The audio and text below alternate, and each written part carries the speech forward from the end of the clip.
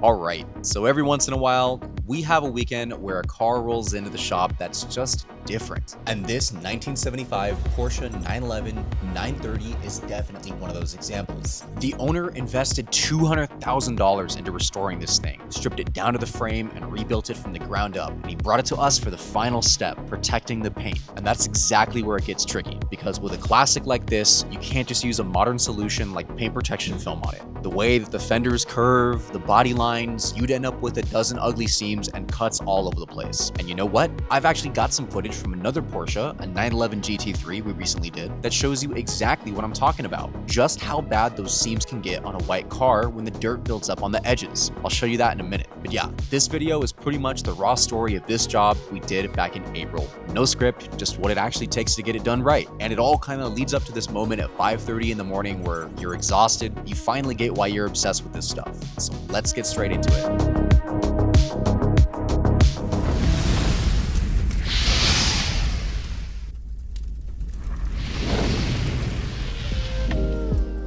One final thing that I have to do is I need to wipe down some rubber and plastic trims.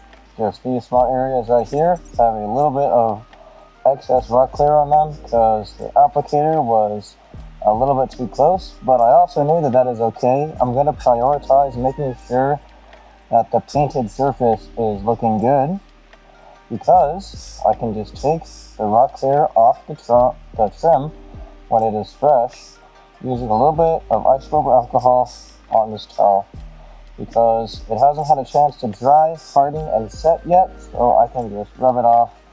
Just really careful not to touch the painted area there. You know, my statement about I'm not going to cut corners or give up when I'm not close to the finish line, that makes me think about dragon boat racing. Now, if you don't know, some back history with me is that I used to do high school dragon boat racing, and I swear on this, I would not have this business be where it is today if it wasn't for dragon boat racing, and I'll tell you why. Because you are with 19 other people in one crew, and you all live and die together on that boat. There are no heroes. All 20 people have to operate better than another crew of 20 people if you want to succeed and win. And that boat, after everyone gets in there, is like 4,000 freaking pounds, and you have to move it like a sprint across the finish line together.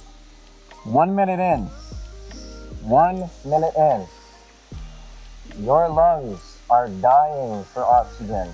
I swear it is a masochist sport because you want to quit and give up halfway through the race, but you can't because you know your teammates are relying on you and they're giving it their all as well. And what kind of teammate would you be if you would have half-assed it when they were giving it 100%? You don't want to let them down. And Dragon Boat gave me the mental fortitude to know that even when it hurts, even when you want to give up, you can keep going all the way to the end without half-assing it. Whew. The door behind me is open here, so I'm not gassing myself out. It's only an issue when the Rocklear is in an enclosed space, honestly. And this is just one small vehicle as well, so it's not like I have like multiple vehicles letting off tons of Rocklear gas. I just wanted to comment real quick about, I had to do this Porsche 3 times now. And I knew going into it that I definitely did not think that PPF was the move for the front end of this Porsche. And after getting up close and doing the body lines 3 times, no chance in hell would I ever recommend PPF on this type of car. And I'm gonna show you why.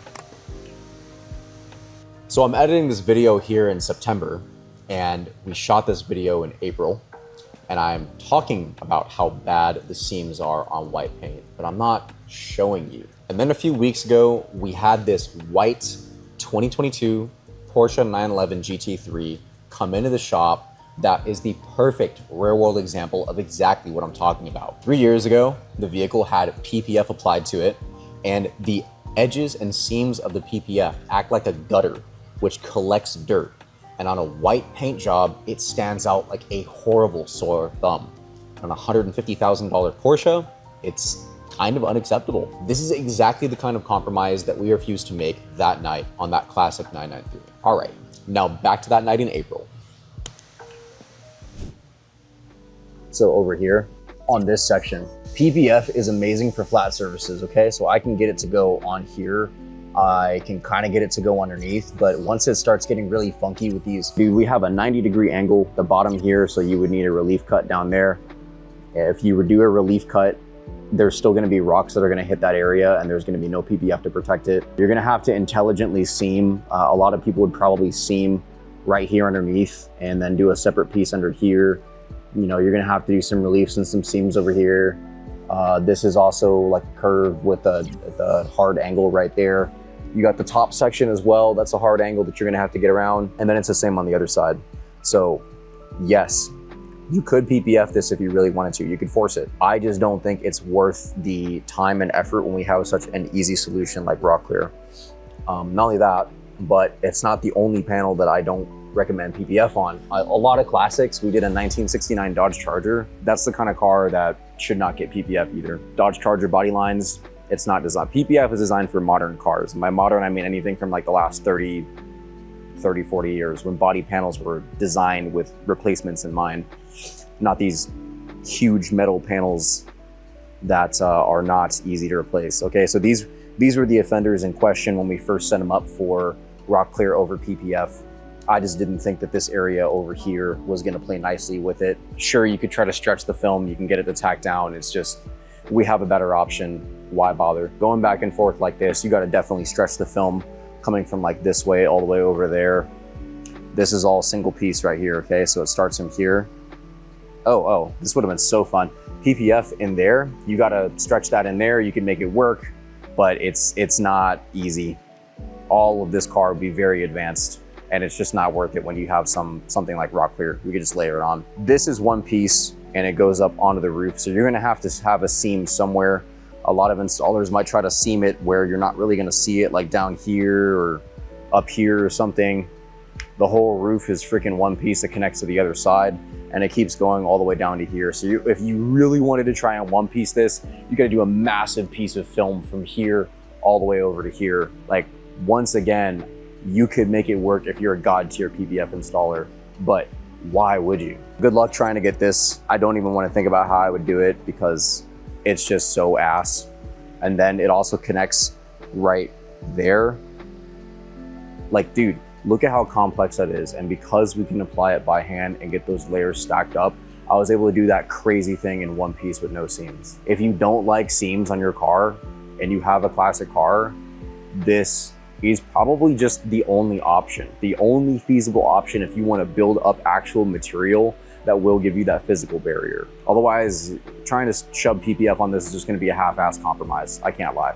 This is freshly painted white, by the way. First thing he did, like we saw, is he brought it over in the truck, dropped it off, so that way he didn't have to drive it and get any like rock chips or damage or anything like that.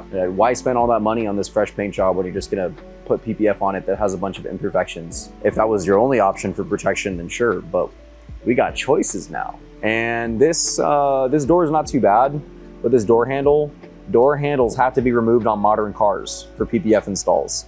This little handle on the inside, right there, that guy, dude, when you sink hundreds of thousands of dollars into an expensive classic Porsche like this, do you really feel like that kind of owner wants to hand it off to someone, you know, that he's, to be fair, I had a referral come in, you know, so he's got trust with me like that, but he's never met me before. And he's just like, yeah, this Porsche that I put this much money into, I'm totally okay with you pulling apart the doors.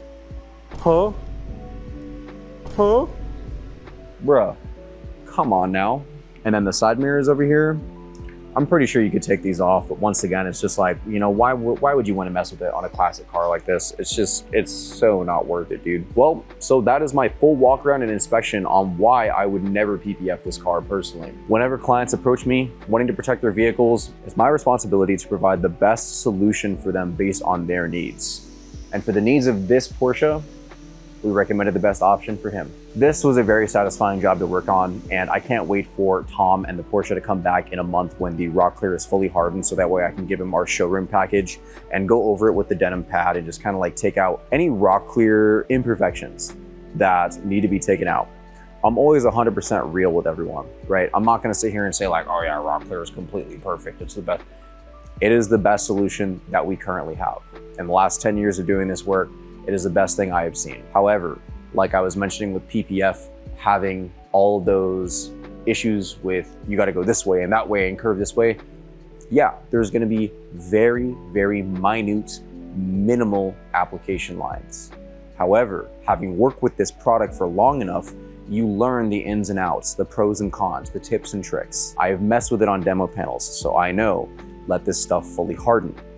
Once it's fully hardened, I can treat it just like clear coat, which means I can come in, wet sand it, hit it with the denim pad and clean it up and take out any high spots, right? So a high spot would be where the material is uneven because there's like a little bit of excess.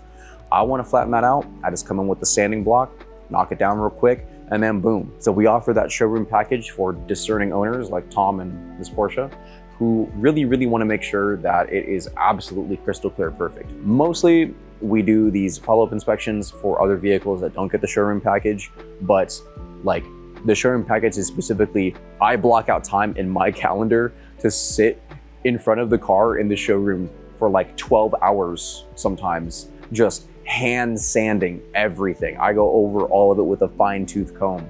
I remember the very first car I had to do that on was a R35 T-Spec GTR from our amazing friend and client, Calvin, who had driven it from Arizona straight here to the shop. I didn't even know it was a T-Spec. And for those of you who don't know, it's a limited edition, like final call for the GTR. So it was like the last line of special editions that was produced. Super beautiful color.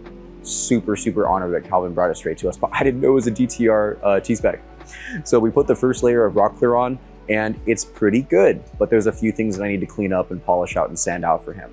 But because it's Calvin and because it's the T-Spec GTR, I'm like, you know what? I'm gonna do my showroom package for you. I'm gonna sit here and I'm gonna sand it for as long as it takes until I get this thing crystal freaking clear for you, because that's what this car deserves and that's what our clients deserve when they are discerning and they want that showroom finish. And I believe Jen is almost done finishing up the Macan over there.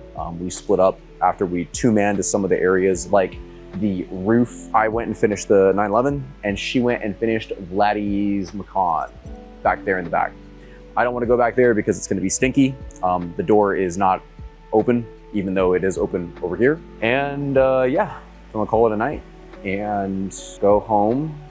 Gonna eat some sunny side up eggs with a nice piece of toasted bread. Sleep in until it is like 12 to 1 o'clock and then come back in here, take the masking tape off Tom's vehicle, return it to him, and set up his follow-up appointment for 30 days. Plus, I'm gonna pull it into the epoxy floor showroom and take some final finishing shots of the vehicle. Another thing too that I always like to preach, because it is 5:43 here now while I'm waiting for Jen to finish, is that hustle culture is always about like, you gotta grind, you gotta grind. Sleep is a non-negotiable. If you think that you can just grind it out, lock in and hustle harder and not get the appropriate amount of sleep, you are working harder and not smarter. That is the stupidest thing you can do. Your muscles recover slower when you don't get enough sleep. Your brain recovers, your memory suffers. Like, sleep affects everything in your life. So I'm huge on like, I need to get at least 6-7 hours. I take 3 days off in the middle of the week because the weekends are brutal here at the shop. We're running lean right now because when I have vehicles like this in the shop, it's hard to trust people to do quality work. And I'm not gonna sacrifice their reputation and just hire somebody who's gonna come in and start messing up cars. You know, like, this business has been built off of the blood, sweat, and tears of me and other people like Jen and the rest of the team. I'm not gonna tarnish or sacrifice my reputation by bringing in somebody that's gonna half-ass it. So I have to be really choosy and really selectively bringing someone in, and it's a time investment too. Like, people have to be committed to wanting to do this long-term and not just like, oh, I'm just gonna pop in for 6 months and pop out. Maybe if they were prepping the vehicles and stuff, but as far as like actually laying their Rocklear down, which is what can take hours sometimes, yeah, I have to be like very choosy with that. And that's why only very few of us here at the shop do it, because also we have the most experience. The internet, people love to compare on the internet and be like, oh, well, I'm here and Noah's there, so then I'm gonna compare myself to where he's at. But that's why I like to pull back the curtain and show people the reality, the pros and cons of everything, because in this gray area, yes, it is late. I am sacrificing sleep, but I'm going to intelligently be like, okay, well, I worked extra late today. I need to make up for it somewhere else. In an ideal world, which is a white situation. Ideal world, I just do my little 9 to 5 and I get 8 hours of sleep every single night. But unfortunately, this is not ideal. When you're building a business, sometimes you just got to get kicked in the nuts. It's okay, like you can bounce back. I'm still 28, I'm still relatively young. Like I will recover from this, but this is one of those times where I'm like, all right, I got to get the job done proper. I got to get it done on time and I got to get it done right. So I'm just going to take my kick in the nuts and then move on and then try to continue working on building out the business so that way there is a better balance. We are actively working on getting to the point where I can hire myself out of certain roles so I don't have to do every single last little thing. I used to struggle with burnout really, really badly. Trust me on this. Like it was bad. I had many negative coping mechanisms. I was a pothead for a while because I used it to cope with my ADHD. It was cooked. That was the only way that I could relax like after work, is that I had to smoke, and that I learned the science behind it, and it was negatively impacting my life in the long run. So I just kicked it. That was the burnout period. And watching Dr. K, he's a Harvard trained psychiatrist that also went to India to be a yogi for a while. He has an episode on burnout where he basically explains he can work in the ER and save someone's life for 20 hours. That's what he signed up to do as a doctor. That's where he finds fulfillment. He's like, wow, like that was a really long shift. I had to work for 20 hours, but I just saved someone's life. Extremely fulfilling, tons of purpose. That's what he signed up to do. That's why he got into the career. But if he has to spend an hour on the phone with an insurance agent getting paperwork done for his client, that feels worse than staying up for 20 hours to take care of a client in the ER. And hearing that example from somebody else in a different career, different field, and somebody that I deem more successful than I was at the time, I'm like, wow, I sure hope there comes a day in the future where I have my version of the 20-hour ER shift. And, you know, be careful what you wish for sometimes, because I do now. It's still surreal sometimes to think that 4 or 5 years ago, I was in my grandparents' garage working on daily cars. And now I am trusted to work on, you know, vehicles that are worth upwards of $200,000 because the trust is there, the relationships are there, the reputation is there, but it's responsibility.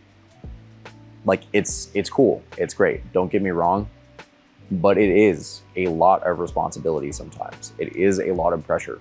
When someone trusts you with the Ferrari California, the Porsche Macan that's brand new, the 1975 like restoration build that has a lot of, it's not just about the money either. Sometimes you don't get mistakes because there could be irreplaceable parts on that car. You don't get do-overs, you don't get mistakes. You got to go in, take it slow, take it careful, and make sure it's done right the first time. And 5 years ago, 23-year-old Noah probably could have cracked under the pressure. Probably would have. I would bet on that. So outside of just like making money off the job, the things that I've learned doing this and the amount of purpose and fulfillment that I get being able to help people with my specialty expertise is priceless. I mean, dude, 10 years ago at 18, almost failed out of high school, horribly depressed. I had undiagnosed ADHD, didn't know it at the time. And basically the modern school system was trying to get me, the fish, to climb up a tree like I was a monkey. And I'm like, well, I can't climb up this tree, you know, go through the modern school system, go to college and everything. It just wasn't suited for me. So I'm sitting here like a fish looking at all the other monkeys climbing trees. And I'm like, dude, I guess I just suck. And then I figured out that I was a fish that needed to go swimming. And once I started going swimming downstream, I was like, wow, I actually don't suck that much. I was just doing the wrong things. I was playing to my weaknesses instead of my strengths. But 10 years ago, I thought I was a fuck up. I thought I was a screw up, thought I was useless, couldn't do anything right. And I just wanted to be of help. So when people, you know, give me kudos for the job and everything, and I'm just like, dude, I'm just happy to be of help. That comes from a place a decade ago where I literally thought that I was so garbage at everything because of the unmanaged ADHD that I could not do anything right and I was useless to everybody and everything. And now we're at a point where I actually do provide people some level of value. Well, there is my 5 a.m. ramble over, and thanks for joining me while we wrapped up this car. Well, I will continue the video when we return the car to Tom to get those shots in the showroom, possibly check out his initial reactions, and also return the Porsche Macan to Vladdy and get that recorded in the showroom as well before we call this video all wrapped up and all done for all 3 Porsches that we started out with. My name is Noah, founder and co-owner of Dragon Auto, and I will catch you in the next one.